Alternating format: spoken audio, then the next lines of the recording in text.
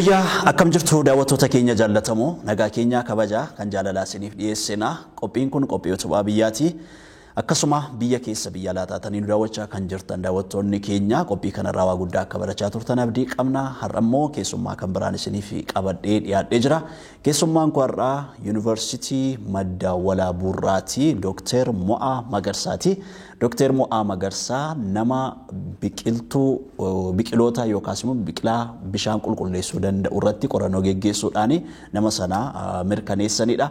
Akkasumas immoo joornaalota 20 ol sadarkaa addunyaatti jechuudha barbaadamoo ta'an nama hojjetan yeroo ammaa immoo barsiisaa qorataa ta'anii kan tajaajilaa jiranidha. Isaan irraa muuxannoo isaanii qooddannaa haga xumuraatti nu faana ta'a isiniin jenna. Andaaneel Tasfaayitii dabalaa nagaasaa Fooliyaar Badhaasaa immoo ogummaa teknikaatiin nafaana ta'u nu wajjin turaa isiniin jenna. Dooktar Bagana Gaannuftanii. Bagana Gaannuidhan. Meeqa qorannoon keessan dhimmoota adda addaa irratti xiyyeeffata addumaan immoo dhimma biqiltuu bishaan qulqulleessuu danda'u ofuma isaatiin jechuudha. Sana irratti xiyyeeffattanii hojii guddaa hojjettaniiti yookaan qorannoo saayinsii irratti bu'uureffatee hojjettaniiti kan isin jirtanii. Sana bira geenyaa mee Dooktar Mo'aanii eenyummaa isaa daawwattoota wajjin yoo wal bare gaariidha. Tole galatoomii Daanii akkuma tikaaste Mo'aa Magarsaan jedhama. Kanan dhaladhee magaalaa Naqamteetti yogguu ta'u kanan immoo barumsa sadarkaa tokkoffaa baradhee magaalaa Naqamtee irraa kiiloomeetira 35 kan fagaattu magaalaa Lookoo kan jedhamtu ergasii immoo barumsa haayiskuulis Biiftuu Naqamtee akkasumas Dargeetti ergan baradheen sadarkaa digiriitiin Jimmaa Yuunivarsiitii Jimmaa irraa digirii lammaffaan immoo Yuunivarsiitii Finfinnee akkasumas digirii sadaffaadhaan immoo Yuunivarsiitii Jimmaa akkasumas immoo Beeljiyeem irraa Yuunivarsiitii Viraay jedhamurraan digirii sadaffaa hojjedhe.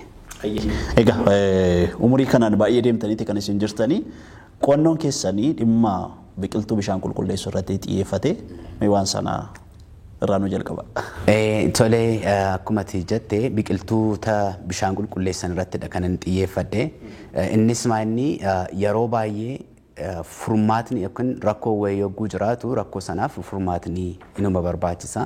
Kanaaf furmaata ta'aa jedheenni kan yaade keessaa yaa digirii sadaffaa koo kan inni itti hojjedhe tarii biqiltoonni bishaan qulqulleessuuf ni gargaaru laataa jennee yaada kana kaaseen ergasii gaa dhugumaa biqiltoonni bishaan qulqulleessuu akka danda'an bira geenyee irraa jechuudha. Maalirree biqiltuu kamiiti warri bishaan qulqulleessan kun? Biqiltoonni yeroo baay'ee of keessaa wantoota adda addaadha kan isaan qaban.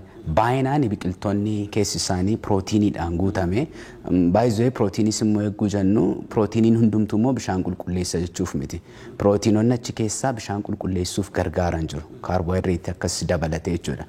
Kanaaf biqiloota akkasii sakattaanee akkasumas immoo akka aadaattis bishaan kan qulqulleeffamu jiraa'u innitu jalqabas kan kaane akka carraa ta'ee biqiloota afran tokko arganne afran isaa keessaa tuma calalluu biqiloonni lamaan sirriitti qulqulleessuu danda'u isaanii anaaf waayiloonni koo argannee bira geenyeerra. Biqiltuu warra kamidha? Biqiltoota baay'ee jira gosi biqiltuu sana.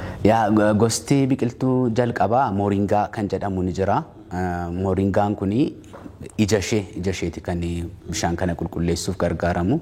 Haalli itti fayyadamu kunis baay'ee salphaa kan ta'e biqiltuuma kana ija ishee kiraash godhanii yookaan caccabsanii daakuu isaatti godhu sana boodee yeroo xiqqoodhaaf erga sochoosanii boodee sa'aatii tokko haga ga'u gidduutti bishaan booraa baay'ee ta'e qulqulleessuu danda'a. Karaa biraa immoo biqiltuun gulfeedhama afaan biraatiin biqiltuun kunis hiddi isaa jala wanta adda guddaa tokkodha kan inni baafatu.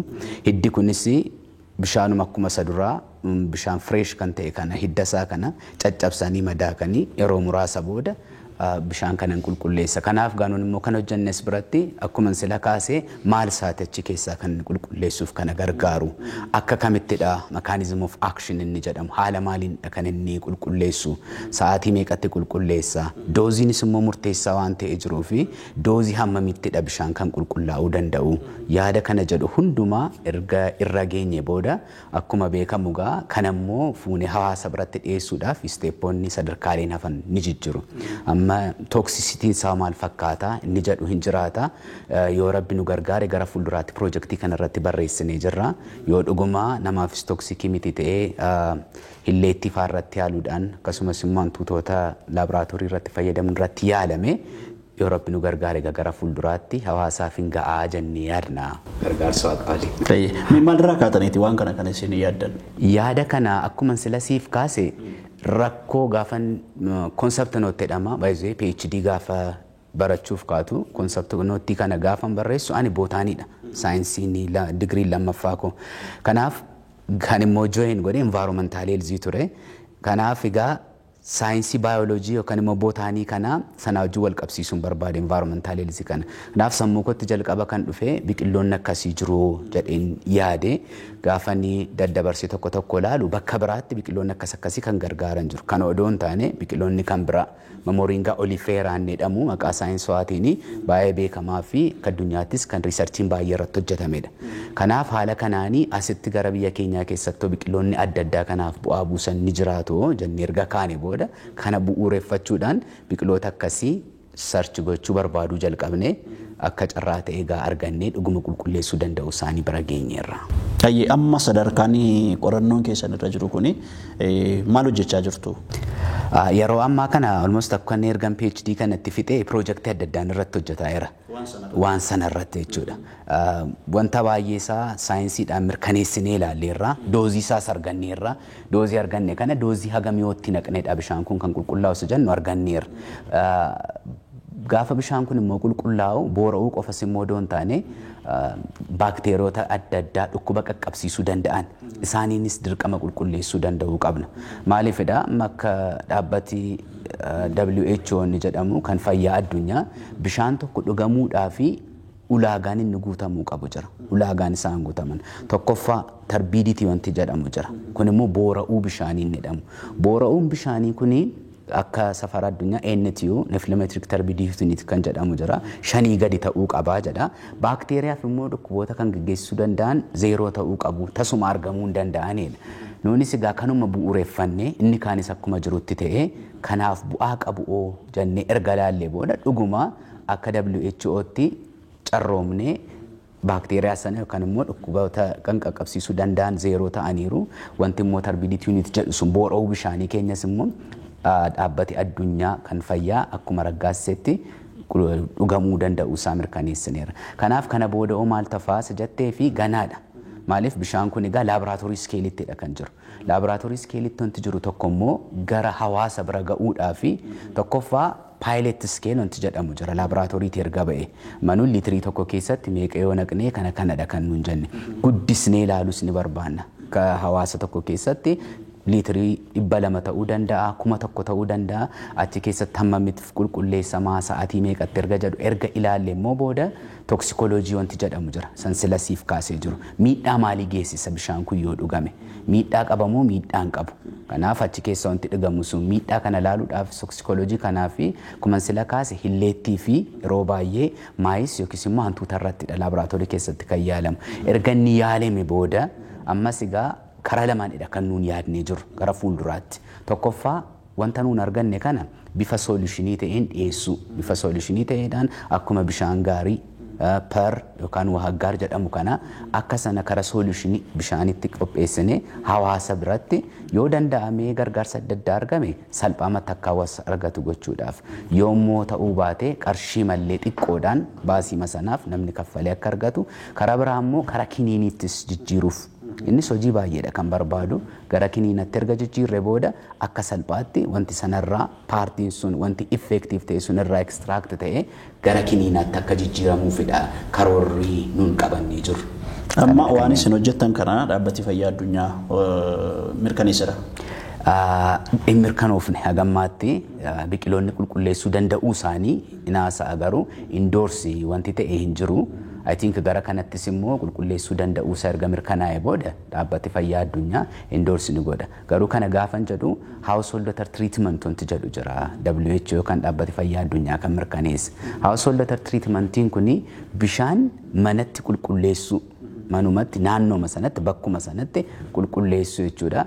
I think kana keessatti ingala jedhee yaada garuu biqilaan akka Moringa oleifera jedhamu kuni inni galeera galee akka namni qulqulleessachuu danda'u ni beekama. Akkasumas immoo soodis wanti jedhamu jira. Solar water disinfection ifa aduu gargaaramuudhaan inni dhaabbata fayyaa addunyaadhaan kan ragga'edha. I think gara fuulduraatti kanas dabalatee ragga'uu ni danda'a. Maaliif as biratti daanii wanti hubatamuu qabu amanuun warri naannoo magaalaa jirru bishaan qulqulluu argachuun baay'ee salphaanuuf ta'uu danda'a. Paayipoota argachuu dandeenya. Paayippiin sana salphaatti yookaan immoo bootil dootar kan ta'e paakkan ta'e argachuu dandeenya ta'a.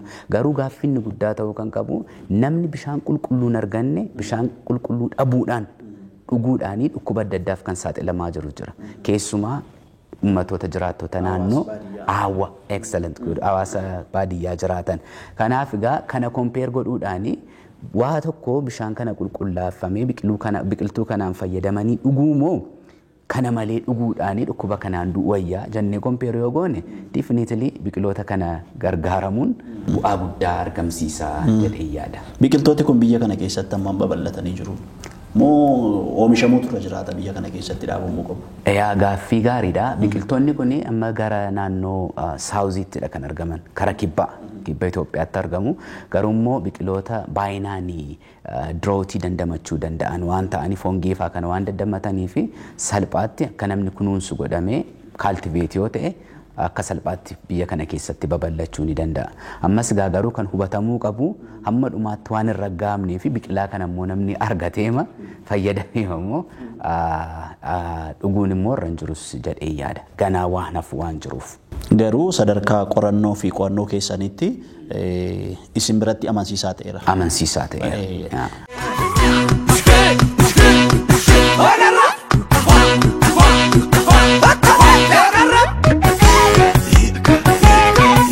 Akkuma argitan bishaan kun bishaan baay'ee booruu ta'edha. Bishaan boora'an yoo xiqqaate ijaan illee yoo argine bishaan kana dhuguun baay'ee ulfaataa nutti ta'a. Wantoonni as keessa jiran immoo jarmoonni garaagaraa dhibee qaqqabsiisuu kan danda'an bishaan kana keessa jiru. Maarri egaa bishaan kun haala kamiitiin qulqulleeffamuu ni danda'a?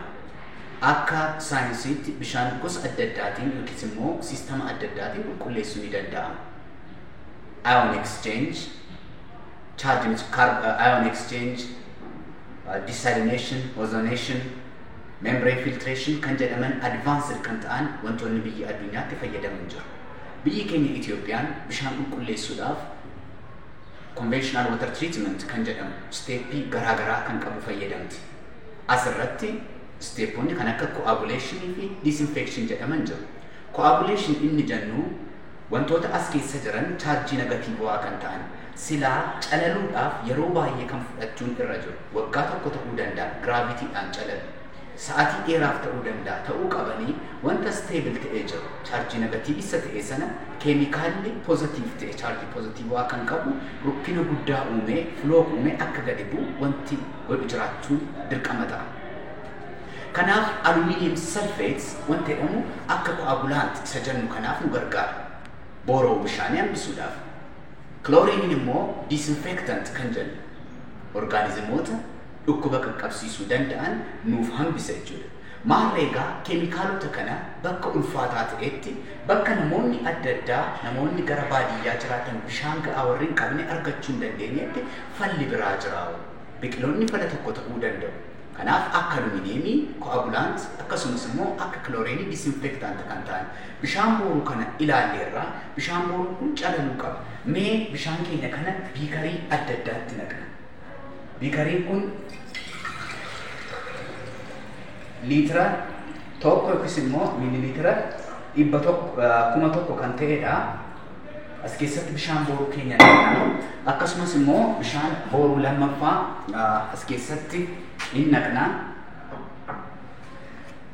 Akkuma argitanii inni tokko bishaan waa tokko kan hin qabne yookiis immoo keemikaala kan hin qabne wantoota biqiloota irraa uumame kan hin qabnedha.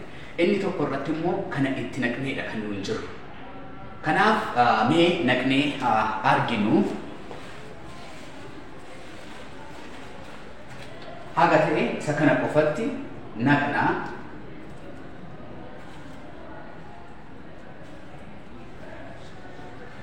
Wantoota kana daqiiqaa muraasaaf yookiis immoo daqiiqaa 2 kan ta'uuf sochoosna yookiis immoo istiir goona. Kunis maayini wanti naqnee dhaqee hunduma isaa akka argachuu qabuuf erga argatee booddee immoo filoo uumee rukkina guddaa uumee akka nu calalu nuuf taasisa. Daqiiqaa 2 kan ta'uuf kana walitti sochoosna. Dabalataan immoo wanta keemikaala addaa kan hin qabne yookiis immoo biqiloota wanta hin qabne kana isas daqiiqaa lamaaf walitti sochoosna. Akkuma argitan booroon bishaanii gara achii jiru baay'ee guddaadha. Mee yeroo muraasa booda wanti kun akkam ta'a laata? Dhuguma hin qulqulleessaa? Dhuguma biqilaan kun bu'aa qulqulleessuu kana qabaa? Isa jedhu waliin ilaalla. Kuni ammam flook akka inni uumaa jiru, akka inni gadi calalaa jiru garaagarummaan isaa hin mul'ata. Kun immoo isa duraan naqnee turreerra garaagarummaa hamma kana hin qabu.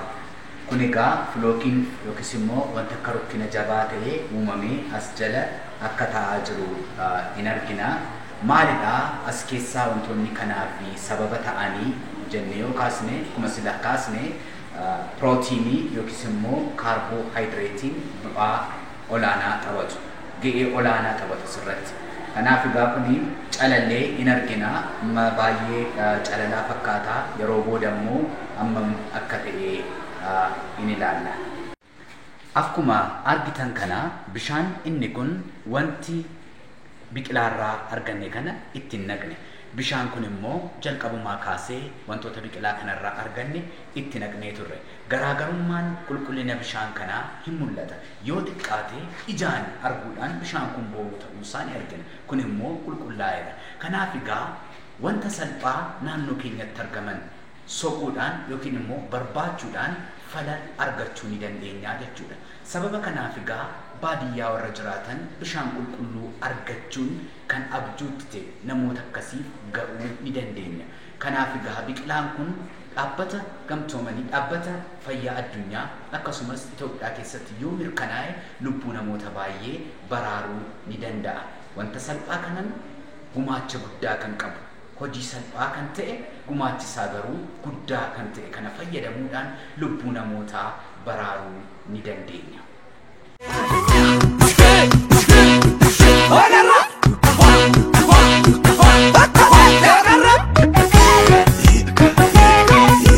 Amma yeroo baay'ee egaa waa'ee sanyiitti wal qabate isin amma biqilaarraa argattanii biqiloota baay'eetu biyya kana keessa jira. Isa kanitti nan dhufa. Biqilooti tokko tokko gara biyyaa gaafa dhufan jechuudha biyya alaati rakkoo akka isaan qabanidha. Keessumaatti sanyiin biqiloota tokko tokko jechuudha. Waan sana irratti waan isin argitan jira. Biqiltooti alaa dhufanii biyya kana keessatti jechuudha rakkoo biyya irratti uumaa jiran jiraachuu danda'u. Isa sana irratti. Galatoomii dhuguma'ee biqiloonni yeroo baay'ee biyya alaatii kan dhufan jiru. Akka amma Itoophiyaatti yoo ilaalte biqiloonni gara 22 fi isaa ol kan ta'anii biyya alaatii kan dhufanidha. Kan dhufanis immoo sababa garaagaraatiif. Fakkeenyaaf biqiltuun Prosopis jedhamu jira. Maqaa saayinsawaatiin Prosopis juliflora kan jedhamu. Biqilaan kun gara Affaarittidha kan inni jiru bara dargii biyyee kanaa xaa'umsaa jedhamee ture kan dhufe. Qorannoon tokko irratti hin gaggeeffamin biyyee xaa'umsaa maan dhufe. Yeroo booda garuu biqilaan kun dhufe invasive ta'e. Akka karaa biqiltoota kanatti gaafa laalamu introduced warri jedhaman jiru. Biyya alaati kan galan introduced ta'anii immoo invasive yookaan immoo alien species kan jedhamu jiru. Like movie alien movie warri jedhaman yoo argine like Mars attack maaloo kan jedhamu Mars irraa warri lubbuu biraa qaban dhufanii yagguu nama biyya kana dachee kana dhaaludha kan arginu. Akkuma kana warri kunis maqaan isaaniif kenname alien species jedhamu. Bakka biraatii dhufanii yeroo biyya kana dhufan alien ta'uu invade godhu. Weeraruu jechuudha. Kanaaf Prosopisiin kun kanaaf dhufe biyyoota xaa'umsaaf ture garuu miidhaa guddaa qaqqabsiisaa jira. Gaalli aannan ishee gaariin ta'uu biqiloonni naannoo sana biqiluu hin danda'an. Karaa biraas immoo biqilaan Paartiinium jedhamu jira. Iddoo bakka tokko tokkotti ana malee hin jiru. Yaa ana malee akkuma maqaan isaa ibsu ana malee naannoo sana hin jiraatini kan jedhudha. Farramsiis kan jedhan jiru. Biqilaan kunis akka tasaati yagguu gargaarsaa karaa Jibuutii irraadha kan galee ture. Innis amma invasive ta'eera. Dhiibbaa guddaa geessisaa jira.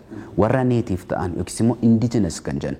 biqiloota kan akka kanaan dura turan waddeessa kana kan fakkaatu bakka inni jirutti biqiloonni adda addaa biqiluu waan hin dandeenyee fi baayodiversitii biyya kanaas balleessaa waan jiranii fi asirratti gara fuulduraatti inni uumame baay'ee erga dhufanii booda kontirool gochuufis baay'ee ulfaataadha kan ta'u. Maaliif kontirooliingi makaanizimii isaanii baruun ulfaataa waan ta'uuf karaa biraa aramaa bocee kan jennu nama invasive warra jennu keessadha. Naannoo kan bishaan balleessaa jiru.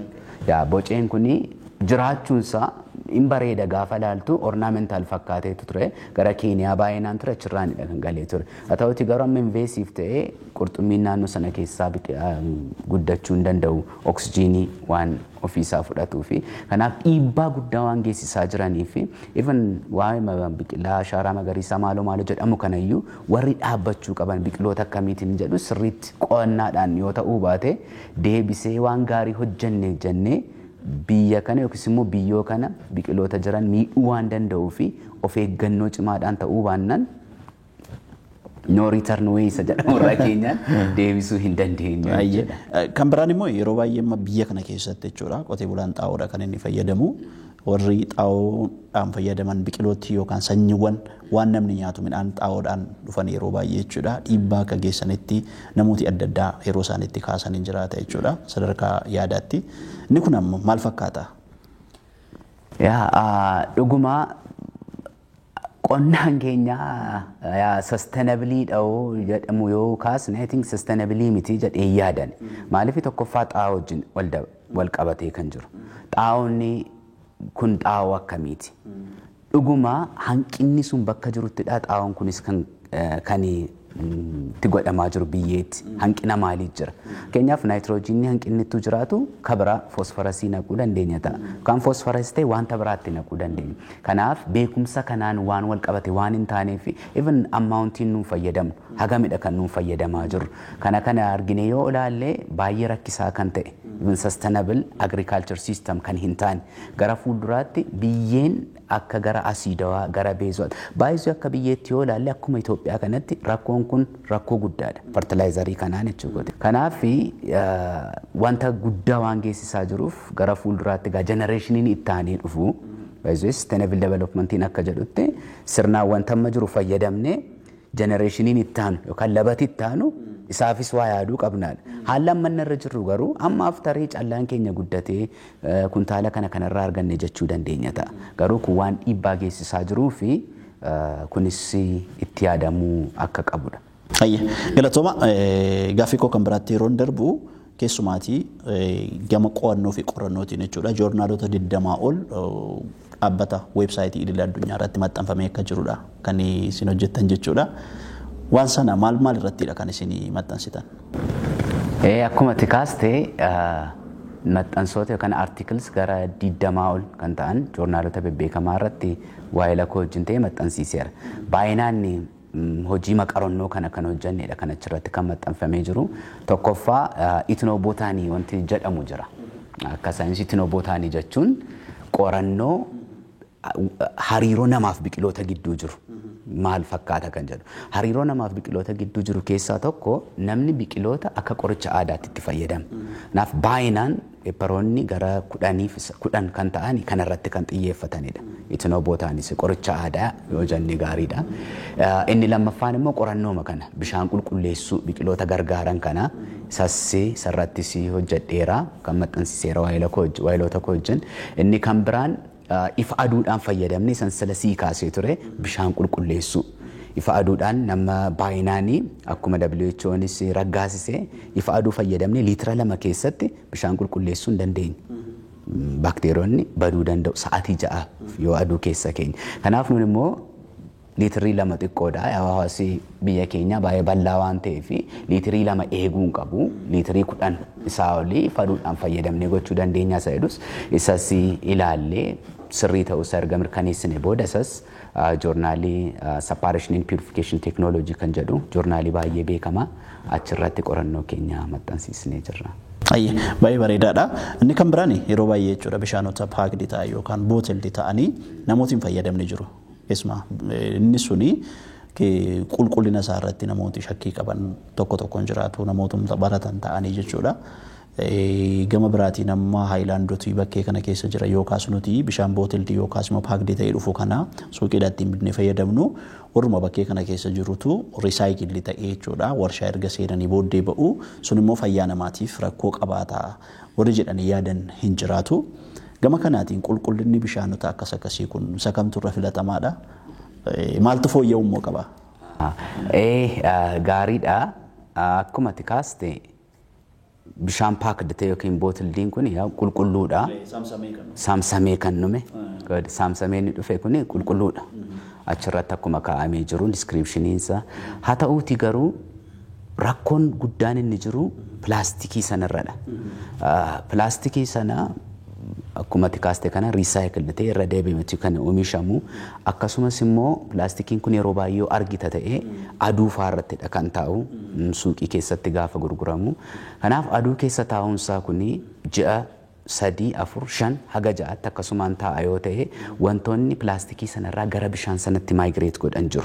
Keemikaalonni adda addaa pilaastikiin sunirraa hojjetame. Kanaaf pilaastikoota sanarraa wanta gara bishaanitti kan maayigireet godhan suni yeroo baay'ee kaarsinoojiin jedhamu akka saayinsaatti. Kaarsinoojiin maalla wantoota kaansarii qabsiisuu danda'an. Kanaaf kaansarii qabsiisuu danda'u.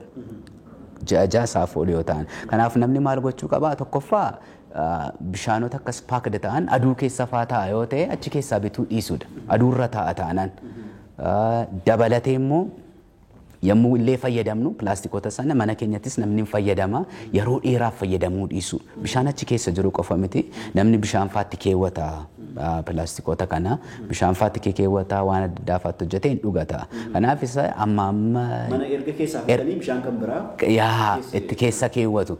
Kanaaf akkuma kaasee gaa yeroo dheeraa booda riisarchoonni kan agarsiisan meelli of ji'a ja'a kan riisarchii reessanti yeroo dhiyootti ba'e kan agarsiisu keemikaalli achi gara achitti deemu waan jiruufi keemikaalli kun immoo baay'ee dhukkubaaf chronic disease kan jedhamu kaansarii waan qabsiisuu danda'uuf of eeggannoo gochuun dirqamadha. Bishaan aduurra taa'u dhuguu miti. Maaliin pilaastikii kanaan suuqiirraa bitatanii utuu dhuguu baatanii warri immoo manatti fayyadamanii yeroo dheeraadhaaf bishaan pilaastikii keessa kaa'anii itti fayyadamuu baatanii rakkoo kanarraa of baraaruu danda'u. Warra qopheessan biroo hanqinooti jiran maaltu fooyya'uu qaba? Warri qopheessan wantoota akkasiitu irratti babarreeffame. Maybe akkuma amma sigaaraanni faa alkoolii faa waggaa 21 as kana kanatu hin xuuxnee dubartii ulfaa fi dhuguun hin barbaachisu akkuma jedhu kana wantoota akkasii hazardiif if aduutti ittuu kaa'uu baatame wanti jedhamu akka awareness raise yookiin creation kana of eeggannoo wanta godhamuu qabu seerota itti fayyadamasaa haayilaandii sana irratti barreessu. Ittuu barreeffame gaariidha. Maaliif uncertainidha baay'ee kun amma akkasa ta'u malee gara fuulduraatti immoo wanti argamu yaa'u saayinsiin daayinaamikii waan ta'eef wanti addaas waan dhufuu danda'uu fi of eeggannoon akkasii otoo irratti barreeffame gaariidha. Amma biyya alaa baay'inaan bishaan bootildii irraa birciqqoo irraa isa hojjetame isadha yeroo baay'ee namni kan fayyadamu waan ta'eef meebii gaa kanatti sittuu jijjiirame gaariidha jedhee yaada. Baay'ee immoo waa'ee dhukkuba qofas immoo miti tokkoffaa bootil kan ta'an kun environmentiif illee waan dhiibbaa guddaadha kan geessisaa jiran. Maaliif digireed wanta ta'u miti. Liitirii tokko liitirii 2 inni gurguramu kun namni sin dhugaa fayyadamee illee haalli inni geessisaa jiru haalli inni gataa jirus environmentii kanaaf dhiibbaa guddaa waan ta'eef haala kanaanis ituu ilaalamee gaariidhaan jedha. Akka namni faa isa keessaa dhuge sana iddoo hin taanetti akka hin ganne even deebisee bishaan isaa qofaaf akka kaffalu gochuun hin danda'ama. Isa sassaabuudhaaf. Laayik amma birrii 15 yookaan 25 galeera natti fakkaata. Liitirii 2 isaan bitatte yoo bootilii sana hin dabistate maybe birrii 20 faa yoo godhame namni qarshii 1 argachuudhaafis deebisuu danda'a waan ta'eef siistamii kanaan haaluma inni naannoo irratti dhiibbaa geessus qulqullina naannoof illee haala kanaanis ilaalamuu danda'a jedhee yaada. Bishaan sana amma warri haayilaandii sana fayyadamanii bishaan sana yoo gaafa keessaa fixan deebisanii bifa isaaniittiin jechuudha. Horiitti deeffachuu danda'a. Akka gatamee wanti hin taaneef jechuudha. Naannoo sin balleessineef haala kana diizaayiniitu godhame tokkoffaa wanti riisaayikil ta'u kuni hinafa baasiin bootilii sana fiduuf hinafa wanti naannoo irratti dhiibbaan geessisamus waan hafuu danda'uu fi I think siistamoota akkasii tu babal'ifame gaariidha. Eewwan ilaallata dhimmi isaa kun kana sirreessuuf. poolisii isaadha kan ilaallatu. Wanti baay'ee poolisii irraadha. Poolisii irraa wanti dhufnan wanti hin sirranne tokko hin jiru. Poolisii sanaaf immoo warri hojiirra ooshuu qabanii abbaan qabeenyaa sirriitti hojiirra ooshuudha. Kana kanaanii wanta naannoo irra ga'us hambisuun hin danda'ama. Wanti lamaansa wal qabataa waan ta'eef poolisii jaladha wanti hundumtuu kan jiru waan ta'eef haalli kun gubbaadhaa bahee gadi dhufnaan wanti hin sirranne tokko hin jiru. Doktariin gaa yeroo waan kanarra amma gara qo'ataatti dhuftaniitti kan isin jirtanii biyya alaatti barachuurra gidduutti mee gara mata duree koo kan biraatti utuu hin darbin yeroo ijoollummaa diraamii fa'aa taphachuu oduu fa'aa dubbisuu waan sunii muuxannoo ijoollummaa Doktarii Mo'aatii jedhu hiriyoonni. Sirriidha. Diraamaa fa'aa kana taphachuu baay'ee nan jaalladhan ture. Yaa egaa xiqqooma haasaama keessa dabaluuf. Artistii ta'uu yaada. Artistii ta'uu nan barbaada. Yagguu diraamaan adda addaa fa'aa hojjetamu mo'aan keessa jiraatee hojjannaan ta'eet hojjetaa jedhu gaa yeroo siin beeku ammallee artistii harkaa badeera. Sirriitti nan hojjedhan ture. Ifin diraamoota tokko tokko taphoota gaggabaaboo mana barumsaaf kan ta'an nan barreessa. Oduus nan barreessa. Yagguu kubbaan miillaan fa'aa aanaa faanaa gidduutti gaggeeffamu oduu sanas barreessee qindeeffadhe. Ganama nan yaadadha kamisa ture. Hiriira irratti ba'ee dubbisaan ture. Walaloo kanas dubbisaan ture. Haala kana natti tola ture. Aartii keessa joornaalismii kana aartii dabalatee baay'ee fedhii koos ture. Yaa egaa hireen karaa biraan eegisitee malee. Ammas badeera moo wanti sun jira yaadi sun? Almost hin banne garuu like fiilmota adda addaa baay'ee ilaaluu nan jaalladha. Sanuma keessaa kan ka'e natti fakkaata. Yeroo ko baay'ee fiilmii ilaaluudhaan fiilmii afaan Oromoos maalis ta'u maal yuutuubii irraa argannaan ilaalee caqasee hubachuun natti tola. Itti bohaaraa malee ofii koo act godhee wanti hojjechaa jirullee hin jiru. Ijoollee godhatte? Eeyyee. Isaan keessa jira wanti kun akkam? Hagammaatti kanan ilaale mucaan konni hangafaa waan kun keessa jiru natti fakkaata. Haalli mana keessatti wanti itti nu haasofsiisu wanti inni goggodhu gaafan ilaalu maybe wanti kun keessa jira laata jedhee yaada gara qoosaa kanas hin deemaa acting godha waan ta'eef. Mee gara ijoo dubbii kootti kan biraatti gaafan dhufu dhimma qorichoota aadaa irrattis waan ati hojjetteen jiraata. Sanas mee waa xiqqoo. Qoricha aadaa namoonni akkamitti qoricha aadaa kana fayyadamu kan jedhu irratti hojjenneerra. Gara yeroo jalqabaatiif yagguun digirii lammaffaa baradhu naannoo Wallaggaa Waayyuu Tuqaa aanaa Waayyuu Tuqaatti isarratti kan hojjedhe gara Baaleefaattis gara Walaayittaa kana bakka adda addaatti barattoota digirii lammaffaa wajjin ta'uudhaan wanti hojjennee jira. Qorichi aadaa maal isaatiidha kan namni fayyadamu dhukkuba maaliif fayyadamaa haala kamiitiin fayyadamaa kan jedhu kanadha kan xiyyeeffannee hojjechaa turre. Amma maal argattan qo'annoo keessan sana irratti jechuudha? Maal irratti xiyyeeffattan dhukkuba maaliitii qoricha maal fayyisu fa'i irratti xiyyeeffattan? Gaaffii gaariidha. Noon ispeesifikaalii dhukkuba tokko irratti miti.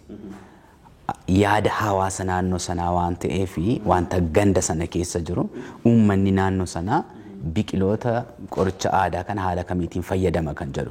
Kanaaf kan si ajaa'ibu kaansariif illee namni fayyadamuu isaa arganneerra. Baay'ee effektiif kan ta'e.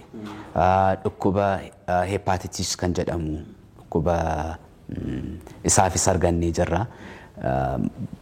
Baay'ee dhukkuballee karaa naannoo modern medicine kan jedhu kanaan dhukkuboota fayyamuu hin dandeenye. Isaaniin illee namoonni gaafa fayyadamanii achi deegman arganneerra.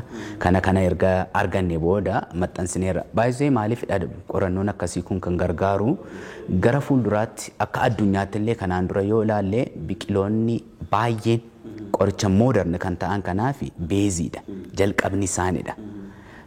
Maaleeriyaaf dhukkuba busaaf yoo ilaalle dhukkuba garaagaraaf kaansariif illee yoo ilaalle even morphine kan jennu fakkeenyaaf kan antipeeniidhaaf namoonni fudhatan biqiloota irraadhaan kan argame. Kanaaf egaa wanta hojjenne kuni amma taa'umsa gara fuulduraatti yoo sirriitti hojjetamee irratti ilaalame dhukkuboota garaagaraa amma nama rakkisaa jiran kan akka kaansarii kanaafis bu'aa waan ta'uu danda'uu fi gara fuulduraatti aadaa kana yookiis qoricha aadaa kana akka beezitti fayyadamuudhaan qorichootni akkasii argamuu danda'uu jennee yaadna.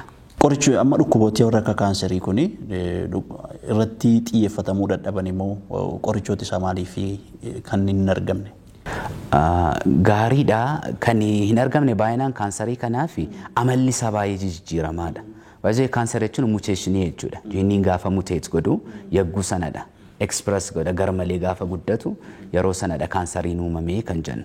Kanaaf baay'inaan mallattoon isaas maal akka ta'e bira hin ga'amne. Kanaaf akkamitti jalqaba isa jedhu mootoo biran gahin qoricha argachuun hin ulfaata. Akkas garuu hajannuuti garuu stiil seelii kana achumatti suppress kan godhu achumatti kan hambisu jiru. Amma keemooteraappii kana kan jedhamu stiil jira namni fudhataa jira. Muranii baasuudha yeroo baay'ee. Yaa muranii baasuun jira achumatti muranii gan baasan isteejii wayirra isteejii sadaffaa raffaa kana gaafa gahu muranii baasuudha carallaa kanas fayyadamanii achumatti ajjeesu kana kanaafidha ulfaataa kan inni ta'e amala isaa beekuun waan hin danda'amneef mala jijjiirrataa kamitti akka jalqabuun beekuun hin danda'amu siiftamii isaa kana mallattoo isaallee bira gahuun hin danda'amu waan ta'eef kanaaf rakkisaadha kan ta'u yeroo baay'ee ituu hin beekin isteejii afraffaa isa jedhu bira erga ga'ame booda bira ga'amuu danda'a isteejii afraffaan immoo baay'ee isteejii isa ulfaataa bittinnaa'ee qaama keessa waan ta'eef kanaaf ulfaataa godheera kaanseriif qoricha argachuun. Keessumaatii amma gaa yeroo dhukkubooti tokko biyya kana keessatti jechuudha qorichuma aadaatiin namooti yeroo sana itti fayyadamanii fayyan jiraachuu danda'a. Wanti aadaa ta'e wanti biyya kana keessatti kunuunfamuu dhabee garuu hawaasi kun utuu saayinsiidhaan qorannoodhaan irratti hojjetame kan faayidaa guddaa qaban hin jiraatu. Muuxannoo biyyoota alaa waan isin qooduu dandeessan jira warra qorichoota aadaa fayyadamuu kanarratti kan fayyadamanii sadarkaa biyyoolessaatti jechuudha beekamtii kan itti kennanii waan ta'a. Baay'ee gaariidha. Akka qoricha aadaa kanatti baay'inaan Indiyaaf Chaayinaadha kan isaan beekaman. Indiyaaf Chaayinaan baay'ee beekamaadha. Amma biyyi Chaayinaa yagguu yaala wayii namni hospitaala deemu filannoo lamaanidha kan hin dhaqee yaalamu. I think persentaa 50 kan 55 malee kan ammayyaaf kan aadaa kanan siin jedha. Kanaaf namni numa fayyadama gara Chaayinaa Indiyaas dabalate. Artimeesiniin kan jennu dhukkuba busaa kanaafillee kan qoricha ta'e baay'inaan kan naannoo Itoophiyaa kana keessatti namni baay'inaan fayyadamu kan argame aadaa sanarraadha. Namni hin fayyadama akka sirriitti. Gara keenyatti immoo yogguu dhuftu jiru biqiloonni akkasii kan bu'aa guddaa argamsiisuu danda'an garuu xiyyeeffannaan guddaan itti hin laatamne. Even akkan silasii kaasee otoo modern medicine inni jedhu otoo hin fayyisiin qoricha aadaa warri beekan kan fayyisan jiru garuu xiyyeeffannaan arganne biqiloonni akkasii baay'eedha kan isaan jiran xiyyeeffannaas immoo otoo hin argatiin otoo hin kunuunfamiin kan badaa jiran jiru. Fakkeenyaaf biqiloota kan akka hiddi isaanii bu'aa kan qabu qoricha aadaaf oolan. Hiddi isaanii biqiltoonni hiddi isaanii fayyadaniif baala isaanii amma yoo bira qabne ilaalle carraa baduu kan qaban warra hiddi isaanii fayyadamanidha hiddaaf sanyii isaanii. Kanaaf biqiloonni akkasii baay'eedha kan jiru. Amma biqilaanni seekurdaa kalongi pedaankulaataa kan jedhamu maqaa saayinsawaatiin tsamannaa yookiin immoo xamanaayii kan jedhamu jira. Dhukkuba qoricha baay'ee murteessaa kan ta'e amma sanyii isaati kan biqilaan kun namni fayyadamu. Amma biqilaan kun almost badaadha kan jiru. Biqilaan faca'aa kan jedhamu jira. Facaanni jedhamu kuni garaa ciniinnaa kanaaf baay'ee namni kan fayyadamu jira. Inni hidda isaati kan namni fayyadamu. Kanaaf hiddi isaa namni over utilize gochaa jira waan ta'eef badaadha kan jiran kunuunfamaan jiran. Kunuunsa kan dhaban maaliif xiyyeeffannaan qoricha aadaa kanaaf wanta hin kennamneef. Sababa kanaaf wanti argamaa jiru hin jiru garuu yeroo ta'e wanta biqilaa kombolcha jedhamurraa wanta ekstiraakti ta'e biyya alaa deeme jira jedhu meetensaansiin kan jedhamu qoricha kaansarii kan ta'e haa ta'uti garuu bu'aan qorannoo sanaa maalirra akka ga'e wanti beekamu hin jiru. Kanaaf xiyyeeffannaan otoo jiraate galii baay'ee biyya kanaaf illee argamsiisuu danda'a. Fakkeenyaaf Kaameruuniin yoo fudhanne hoomii biqilaan jedhamu jira. Hoomii yookiis immoo muka gurraacha jedhu. Mukni gurraachi kun baarkiinsaa solloqqeensaa baay'ee dhukkuba kaansarii dhukkuba garmalee baay'ee ta'aniif dawaadha. Biyyoonni adda addaa kana import godhu miliyoona meeqa doolaara baasuudha. Biyya kanaa miti. Biqilaa kana jechuudha. Biqilaa hoomii jedhamu kana. Kanaaf biqilaan kun Kaameruun export gochuudhaan doolaara meeqa argatti waggaatti. Biyyi kun immoo biqilaan sun baay'inaan jira. Biqilaan hoomiin baay'ee jira. Hoomiin jedhamu eeyyee. Biqilaan kun jira, gara Baalee jira, even gara Wallaggaa jira. jira akka garaatti. Kanaaf amma biqilaa kanaaf otoo kunuunsi godhamee otoo ilaalchi guddaan itti kenname even qarshii baay'ee illee argamsiisuu danda'a jechuudha. Nama biqiloota amma dhaabamaa jiran baay'een isaanii biqiloota biyya alaati. Biqiloota akkasii irratti xiyyeeffannoon kennamaa jira. Biqila hin jiru. Of course biqiloonni baay'inaan kan arginu I think barana faamee biqiloota nyaataman fa'aa ta'a malee giraaviiliyaa fa'aa wanta jennu. Giraaviiliyaan kun alaadha kan inni dhufe. Giraaviiliyaa inni namni kan barbaadu biqiloonni alaa dhufan dafaniidha kan isaan guddatan. Dafanii guddatu maaliif naannoo sanatti wanti isaan miidhuu dafee waan hin jirreef guddachuu isaanii qofa ilaalu. Garuu biqiloota akkas indigenous kan ta'an hoomii fa'aa dabalatee bu'aa guddaa kennuu kan danda'an.